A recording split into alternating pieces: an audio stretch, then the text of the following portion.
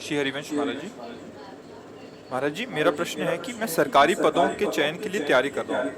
काफी समय से तैयारी में लगा हूँ, लेकिन कभी कभी आत्मविश्वास की कमी और दिमाग में ये संशय आ जाता है कि जो मैं कर रहा हूँ वो सही चयन है या फिर इसमें बदलाव करना चाहिए। महाराज जी, इस परिस्थिति में मुझे क्या करना चाहिए? हम तो सिर्फ प्रिया प्रीतम भजन भगवत प्राप्ति, ना हम कभी सरकारी नौकरी की है, ना हम करने का कोई लक्ष्य है, ना उसके विषय के ज्ञाता है।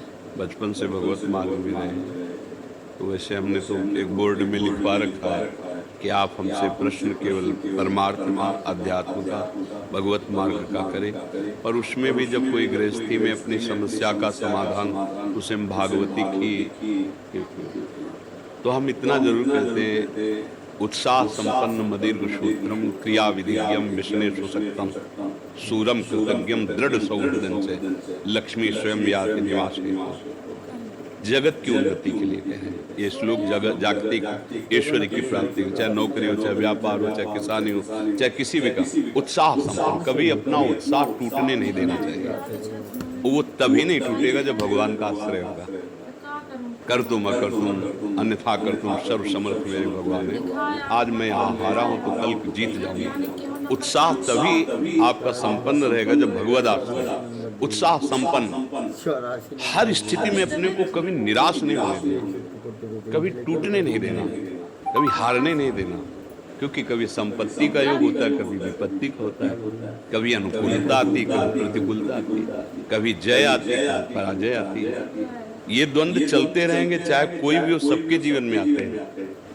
पर हमें उत्साह संपन्न बनना, इसके लिए भगवद आश्रय अंदर से चलना चाहिए। हरि शरणम, हे भगवान मैं आपकी शरण में हूँ, तभी आप इस लोक में उन्नति प्राप्त कर सकते हैं, उत्साह संपन्न हो सकते हैं।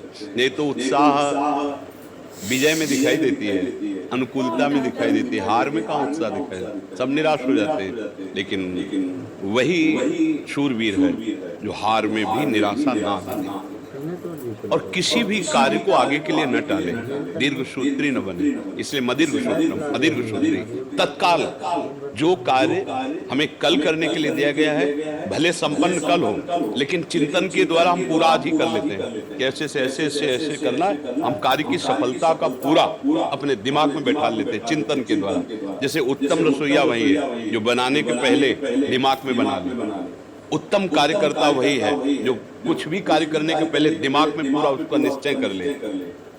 ऐसे ही मदीर्घ सूत्रम, किसी कार्य को आगे टाले ना।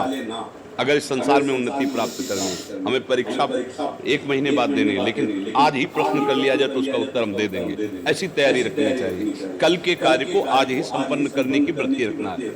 क्रिया विधिज्ञम, जिस कार्य में लगे उसको विधान से करें, मनमानी नहीं।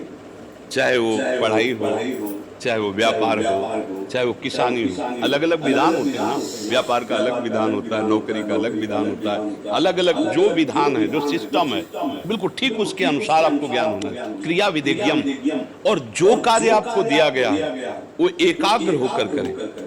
व्यसने स्वशक्तम, आपको जो व्यापार है, जो भी कार्य दिया गया, पढ़ाई, जो नौकरी, उसमें आसक्त हो जाइए संसारिक उन्नति के लिए।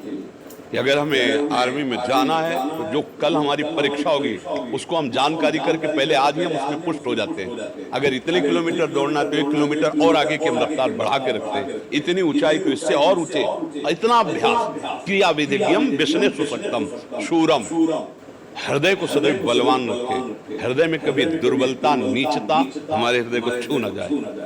अगर हृदय बलवान रहेगा, आपका संकल्प दृढ़ रहेगा, आपका भाव दृढ़ रहेगा, तो पराजय भी आपकी विजय का हेतु बन जाएगी। शूरम और कृतज्ञम, अगर कोई आपका उपकार करता है तो कभी विश्वासघात न करें, उसका कृतज्ञ रहे। अगर एक बार भी उसने कोई हमें धर्म की शिक्षा दी, हमारे को बचाया, हमारे को वो सत्य मार्ग पर, तो हम सदैव कृतज्ञ रहें। हम ऐसा विश्वासघाती स्वभाव हमारा न हो।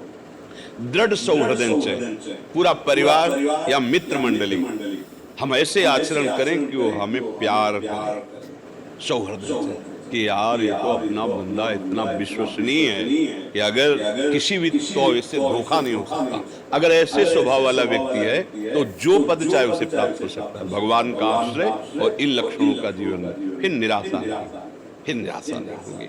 अगर आप अच्छे आचरण नहीं करेंगे, पाप कर्म करेंगे, तो जो बचे हुए सुकृत हैं वो भी नष्ट हो जाएंगे। अगर जो उन्नति का मार्ग है वो भी पतन के मार्ग में बदल जाएगा।